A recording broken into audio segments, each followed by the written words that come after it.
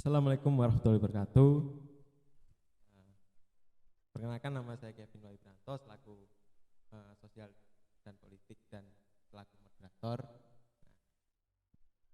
Di sini kita akan membahas terkait memperingati Hari Sumpah Pemuda yang bertepatan pada tanggal 28 Oktober 2020 ini. Di sini di samping saya ada sahabat saya ini, sahabat karib saya ini, Saiful Amin. Gimana kabarnya? Alhamdulillah baik. Alhamdulillah. Sahabat saya ini menjabat sebagai Menteri Dalam Negeri di Universitas Islam Kediri. Gimana ini sahabat terkait memperingati Hari Sumpah Pemuda? Terkait memperingati Hari Sumpah Pemuda, ketika kita mulai dari historisnya tentu sangat panjang sekali. Dan di pembahasan kali ini saya lebih tertarik membahas tentang seharusnya kita seperti apa sih sebagai pemuda di zaman sekarang yang permasalahannya semakin komplit, semakin banyak dan semakin besar. Yo. Ya, karena musuhnya kita dulu kan penjajah. Kalau sekarang musuh kita tuh banyak, jadi repot sekali. Tentang biografi saya enggak dibacakan sekalian. Oh, mau dibacakan ya? Boleh. Oke, siap. Oke. Saya melupakan suatu hal yang sangat penting di sini. Oke, saya akan membacakan sedikit kisah perjalanan dari Mas Saiful Amin atau sahabat saya lah.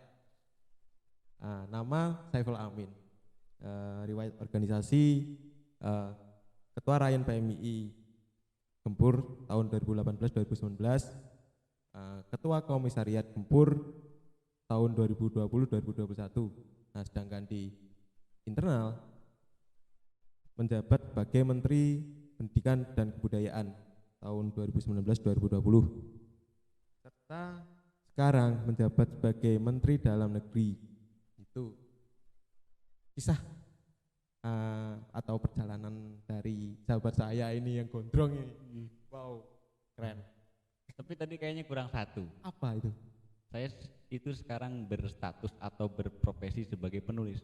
Oh, Nah, gitu ya. bagian Iya. itu yang Anda Saya belum melupakan sebutkan. suatu hal yang penting juga di sini. Beliau ini sebagai penulis buku juga di sini.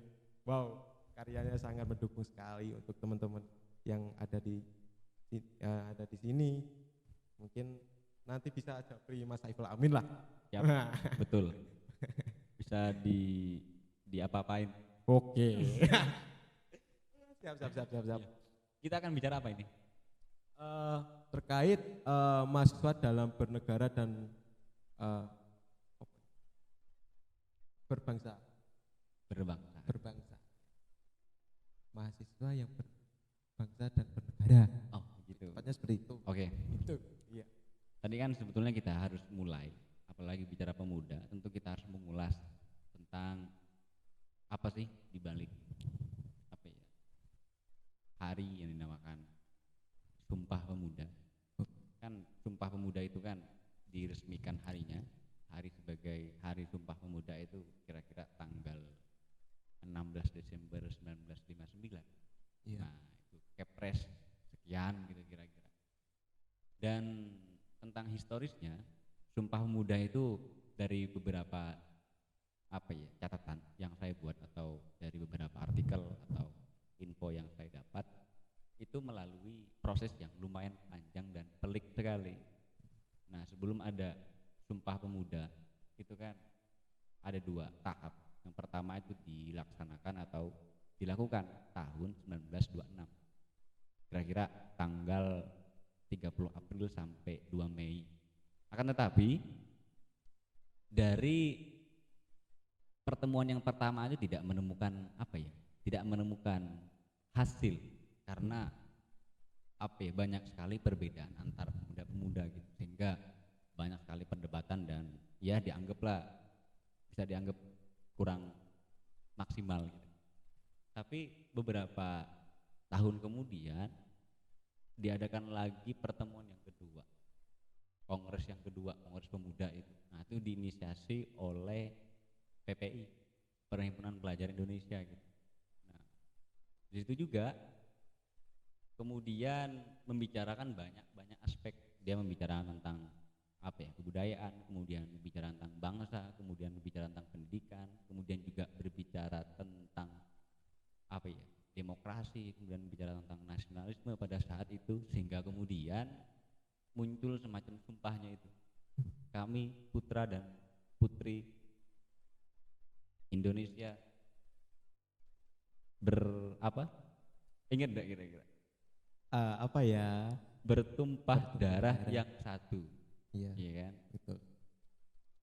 Dan kemudian yang kedua itu kemudian apa, kami putra putri Indonesia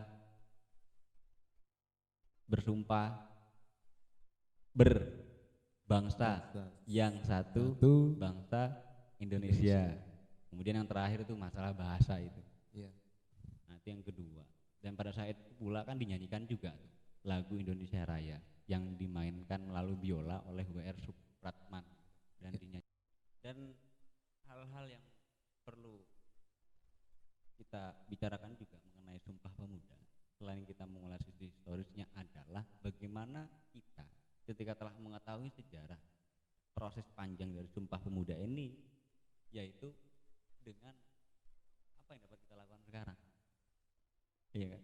Iya. Apa yang bisa kita berikan kepada bangsa kita, kepada Indonesia. Dan kita mungkin nggak bisa berbuat apa-apa kecuali dengan terlebih dahulu belajar.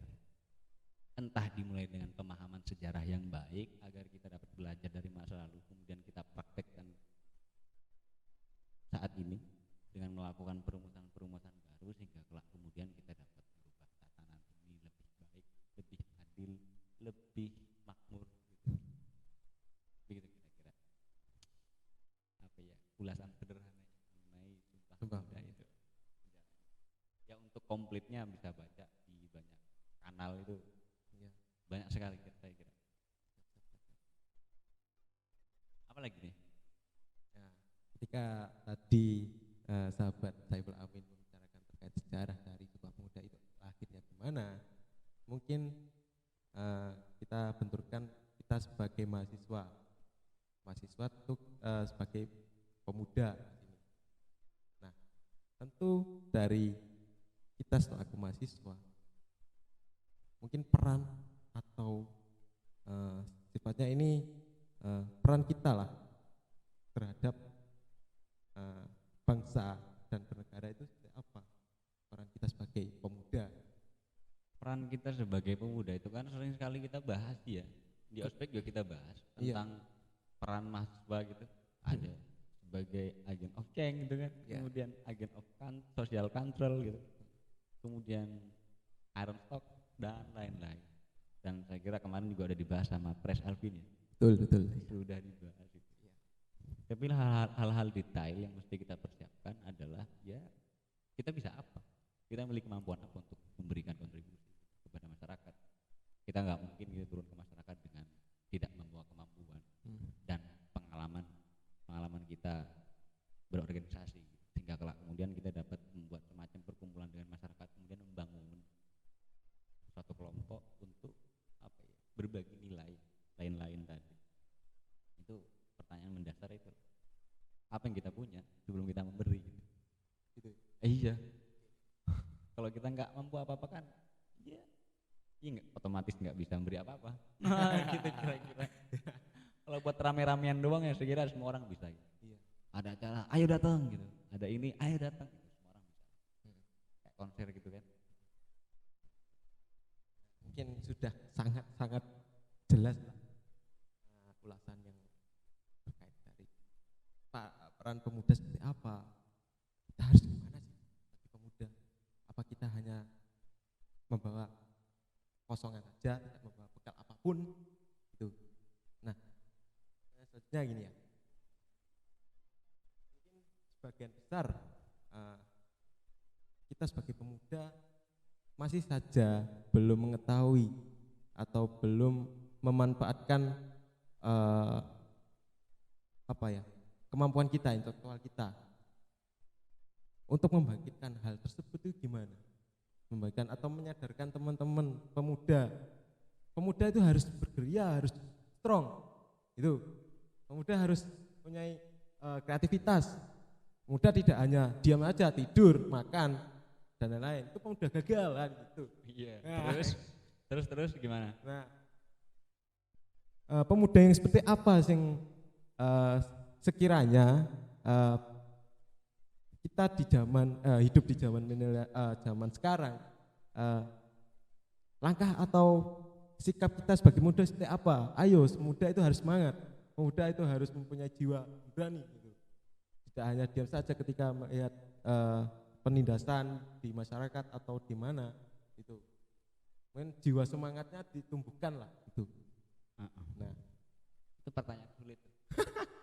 Kayaknya untuk saya pribadi juga untuk mempraktekkan itu sulit sekali. Nah, ini masih dalam proses belajar.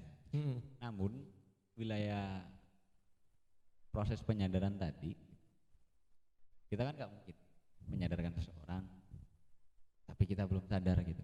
betul. Wujud seseorang yang sadar adalah mengetahui kelemahan dia, gitu. Mengetahui bahwa dia belum sedikit pun berkontribusi untuk bangsa. Jangankan bangsa gitu, kampung sendiri aja belum.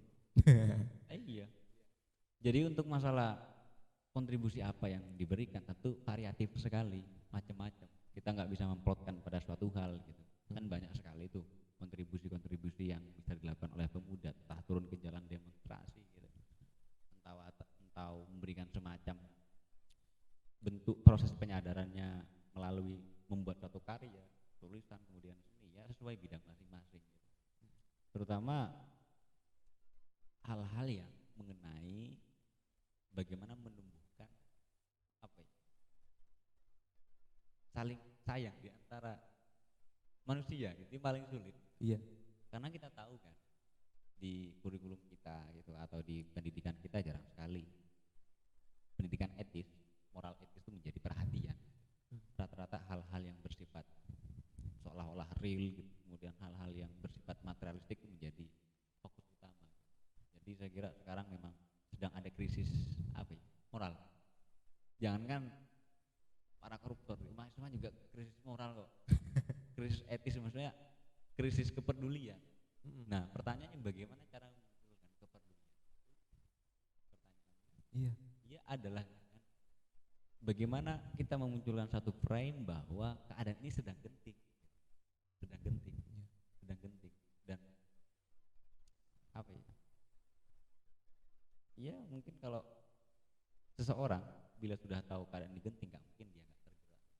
Pertanyaan kan begitu sekarang itu kesulitannya adalah bagaimana melihat kegentingan, suatu kegentingan. Karena misalnya begini, ada yang demo tentang omnibus law, nggak sedikit mahasiswa yang mengejek-ejek demo gitu. Iya enggak? Karena apa? Yang dilihat para pendemo tentang kegentingannya tidak mungkin sama bagi mahasiswa yang tidak demo. Allah, demo tuh buat apa sih? Pentingnya enggak ada. Jadi bagaimana kegentingan itu berbeda? Lalu seperti apa? Lalu bagaimana caranya untuk bagaimana menunjukkan bahwa ini sedang penting, dan siapa yang melakukan penyadaran itu? Ya orang-orang yang paham gitu. Bukan ngasih tahu, tapi bagaimana terus berkomunikasi dengan baik, tidak berkesudahan, melakukan pengkajian terus mendalam, kemudian mau berbaur ke masyarakat, kemudian mau berbaur antar mahasiswa, melakukan komunikasi, tidak putus, harus terus berkelanjutan. Kira-kira begitu, brother Kevin. Bisa aja sahabat saya ini. Oke lah, mungkin sudah kita pahami dari perkataan dari sahabat saya. Mungkin kita sebagai pemuda harus mengetahui tupoksi atau tugas fungsi dan sesuai kebutuhan dan sesuai kapasitas kita juga, bahwa kita tidak bisa dipaksakan untuk harus saling peduli atau gimana. Nah, tentu hal tersebut sudah menjadi problem klasik di sini, bahwa pemuda sekarang ini masih banyak yang, ya mohon maaf, masih nganggur, masih belum punya pekerjaan, dan masih sedikit lah dari teman-teman pemuda ini yang sadar tentang kehidupan secara sosial, secara budaya, karena itu memang sudah menjadi polemik dari dulu kan gitu. Nah, mungkin harapan atau pesan dari sahabat ini untuk teman-teman pemuda ini gimana? Enggak ada pesan, Nggak ada pesan. enggak ada harapan. Pemuda sekarang tuh ini keras kepala. Enggak deh, bercanda. Tentulah ada harapan lah. Iya, ya. Pesan-pesan ada. Oke. Pertanyaan saya nanti, harapan dan pesan-pesan saya tuh digubris enggak gitu? Entah. Kalau enggak digubris sama aja gitu. Ya harapannya kita tidak boleh berhenti belajar. Entah belajar tentang bagaimana caranya mengerti tentang realitas sesungguhnya sekarang, atau belajar tentang realitas masa lalu. Karena kan adanya kita sekarang ya pasti karena ada kita di masa lalu gitu. Tentang terbentuknya karakter Indonesia yang seperti sekarang, masyarakatnya seperti sekarang, pemuda seperti sekarang, pasti ada kaitannya dengan masa lalu gitu. Jadi ada proses-proses tertentu yang mesti harus dilakukan agar kita menumbuhkan kita ini cinta sama bangsa sendiri, ya dengan mengetahui historisnya seperti apa, kejadiannya apa, betapa sulitnya orang-orang terdahulu itu memperjuangkan kemerdekaan ini untuk mempersatukan ini gitu. Kita kan tahu di Kongres itu kan yang hadir kan nggak hanya dari beberapa pelajar atau dari beberapa suku gitu. Banyak sekali golongan-golongan, ada pelajar dari Betawi, ada pelajar dari Tionghoa, ada ini. Itu saya kira proses yang panjang dan butuh kesabaran. Ya kalau kita sekarang baru mengetahui satu hal kemudian memiliki teman satu sudah bangga, ya saya kira nggak bisa kita menyatukan bangsa itu ya apa sih? Ini nggak masuk akal aja. Maksudnya apa? Demi kita antisipasi bahwa upaya kita sekarang tidak terlalu besar gitu, sehingga kita jangan terlalu berbesar hati. Hal yang kita upayakan sedikit dan tidak boleh bercepat-cepat melakukan atau berselebrasi. Iya. Gitu kira-kira. Apalagi ya? bingung saya ini. Aduh.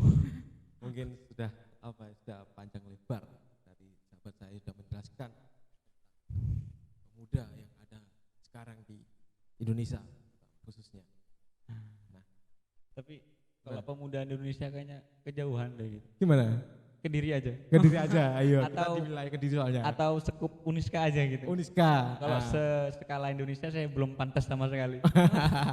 Bisa aja nih. Oke. Sangat menarik sekali ya untuk kita bahas pada malam hari ini. Mungkin itu saja untuk pertanyaan dari saya. Saya mengucapkan banyak terima kasih pada sahabat saya ini. Sama-sama. Saya tunggu tadi. Saya tunggu ini. Kok enggak nganu ya. Sama-sama gitu. Ya, saya kira berlebihan juga kalau berbicara ini Anda itu mengucapkan terima kasih gitu. Ya enggak perlu lah, biasa aja. Ini belum apa-apa gitu. Iya. Pun saya terlalu muda untuk diucapkan terima kasih gitu. Seharusnya kita lebih bersemangat, kemudian lebih banyak berterima kasih kepada para pendahulu. Betul. Para founding person gitu, para pendiri bangsa. Kita mesti banyak berterima kasih ke sana. Dengan cara apa? Kita mempelajari masa lalu. Betapa perjuangan mereka sangat berat ketimbang saat ini yang cuma rebahan gitu, main HP gitu, diskusi sebentar, kemudian baca buku sebentar, berorganisasi sebentar udah merasa puas gitu. Payah banget. Apa lagi kira-kira? Sudah ya? Udah gitu sudah aja. Oke. Jangan lama-lama bener. Iya, mungkin sangat mengedukasi bagi kita pada malam hari ini lah. Dari sahabat saya tadi, Saibul Amin, mungkin hikmah yang bisa diambil, jangan jadilah pemuda yang produktif, karena pemuda itu adalah harapan bangsa, karena tanpa pemuda kita tidak bisa apa-apa. Dan jangan sampai lupa pemuda di zaman dahulu mereka memperjuangkan kemerdekaan kita, sehingga kita bisa bercengkrama pada malam ini karena berkat mereka. Congratulations. Yes. Oke, sekian dari diskusi kecil kita kali ini. Bila ada kurangnya kata yang saya ucapkan, mohon nggak dimaafkan. Oh, enggak. Maksudnya dimaafkan, saya bercanda kok. Nah, akhir kata dari saya, wallahul muwaffiq ila aqwamit thoriq. Wassalamualaikum warahmatullahi wabarakatuh. Waalaikumsalam warahmatullahi